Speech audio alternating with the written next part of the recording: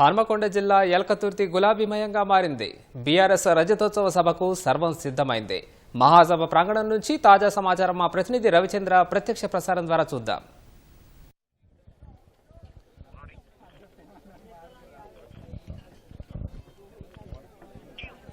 గులాబీ పండుగకు సర్వం సిద్ధమైంది. హన్మకొండ జిల్లా ఎలకతుర్తిలో భారత రజతోత్సవ సభకు ఘనంగా ఏర్పాట్లు జరిగాయి. ఎటు చూసినా కూడా ఇటు హన్మకొండ నుంచి ఎలకతుర్తి మార్గంలో ఎటు చూసినా కూడా గులాబీమయమైపోయింది.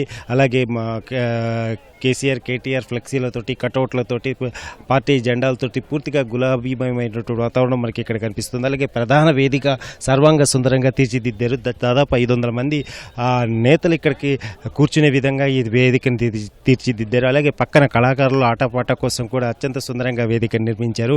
ఇక మొత్తం 1213 ఎకరాల్లో ఎలకతుర్తిలో 1213 ఎకరాల్లో మొత్తం ఈ ఏర్పాట్లన్నీ జరిగింది. దాదాపు 1000 ఎకరాల్లో పార్కింగ్ జరిగింది. అలాగే 200 ఎకరాల్లో ఈ మొత్తం సభా మైదానానికి సంబంధించి ఏర్పాట్లు జరిగాయి. ఎక్కడ ఎవరికి ఎలాంటి ఇబ్బంది లేకుండా చాలా అత్యంత దగ్గరగా కూడా పార్కింగ్ ఏర్పాట్లు చేశారు. సాయంత్రం 5 గంటలకి సభ ప్రారంభమవుతుంది.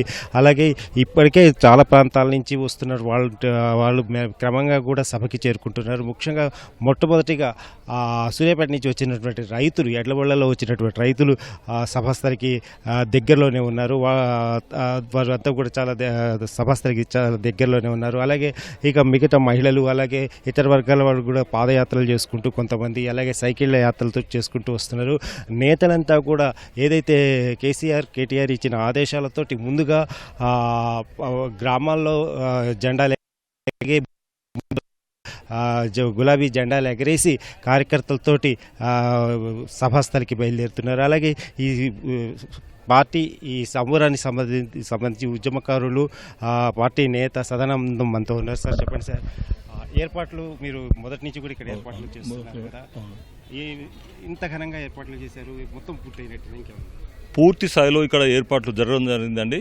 గత 20 రోజుల కాంచెలు ప్రజలకు ఎటువంటి అసౌకర్యం కలగకుండా గౌరవ మాజీ ముఖ్యమంత్రి కేసీఆర్ గారు ఆదేశాల మేరకు ప్రతి విషయంలో కూడా అంటే సభాస్థలి విషయంలో కానీ పార్కింగ్ విషయంలో కానీ తాగునీటి కొరత లేకుండా ప్లస్ మజ్జిగ ప్యాకెట్లు అన్ని విషయాలలో కూడా ఇక్కడ ఏర్పాటు పూర్తి స్థాయిలో జరిగింది.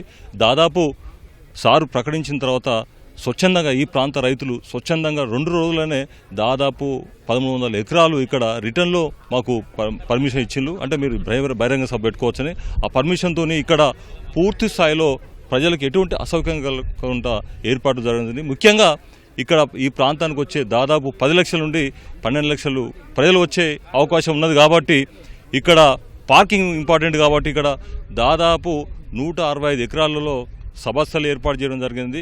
ఆ సభాస్థలిలో ఒక 2 లక్షల వరకు కుర్చీలు ఏర్పాటు చేసి ఒక 110 లక్షల మనకు మజ్జిగ ప్యాకెట్లు 10 లక్షల వాటర్ ప్యాకెట్లు ఏర్పడడం జరిగింది. అదేవిధంగా ఒక 15 అంబులెన్సులు, ఒక 100 మంది డాక్టర్లు, ఒక 4-5 మనకు తాత్కాలిక హాస్పిటల్స్ కూడా ఏర్పాటు చేయడం జరిగింది.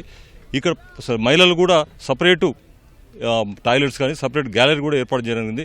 ముఖ్యంగా మనం పార్కింగ్ విషయాన్ని చూసుకొస్తే నేను 2001 పార్టీలో పనిచేస్తున్న గౌరవ మాజీ ముఖ్యమంత్రి కేసీఆర్ గారు అనేక సభలు బహిరంగ సభలు ఏర్పాటు చేయండి. కానీ ఏ బహిరంగ సభ చూసినా కూడా 2 కిలోమీటర్లు 3 కిలోమీటర్లు పార్కింగ్కి వెళ్ళి వచ్చేది. కానీ ఈ బహిరంగ సభకు 365 డిగ్రీస్లో అంటే మీరు ఏ ప్రాంతంకి వెళ్ళి వచ్చినా కూడా మనకు పార్కింగ్ చేయడానికి అవకాశం ఉంది. ఆ పార్కింగ్ కూడా మీరు పార్కింగ్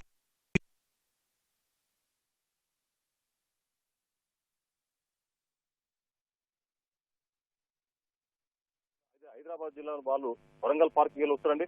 ఇటు హుస్నాబాద్కి వెళ్ళి హుస్నాబాద్ మనకు సిద్దిపేట జిల్లా, మరి కొంత భాగం మనకు నిజామాబాద్ ఆదిలాబాద్ జిల్లా వస్తుంది. అదేవిధంగా కరీంనగర్ నుండి వస్తే మనకు పార్కింగ్కి వెళ్ళి కూడా మరి కరీంనగర్ ఆదిలాబాద్ జిల్లా నుండి కూడా మనకు పార్కింగ్ సౌకర్యం కలదు. ఎక్కడ మీరు ఎంత ప్రజలు వచ్చినా కూడా ఎంత లక్షలాది జనం వచ్చినా కూడా పార్కింగ్ ఎటువంటి సౌకర్యం లేకుండా అక్కడ పార్కింగ్ లో వాల్ కానీ లైటింగ్ సిస్టమ్ కానీ అనేక విధాలుగా వాళ్ళకు అసౌకర్యం కలగకుండా వాటర్ ఫెసిలిటీస్ కానీ అన్ని విధాలు ఏర్పాటు జరిగింది. అదేవిధంగా ఈ సభాస్థలికి వచ్చిన తర్వాత కూడా ఇక్కడ ప్రాంతంలో ప్రతి గ్యాలరీ కూడా వాటర్ ప్యాకెట్స్ మజ్జిగ ప్యాకెట్లు ఏర్పాటు జరిగింది.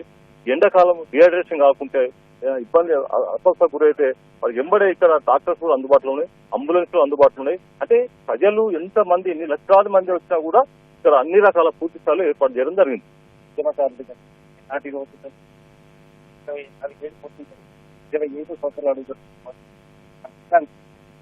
గౌరవ మాజీ ముఖ్యమంత్రి కేసీఆర్ గారు 2001 ఏప్రిల్ 27 నాడు జగదీశ్వరంలో పార్టీ ఏర్పాటు చేయడం జరిగింది.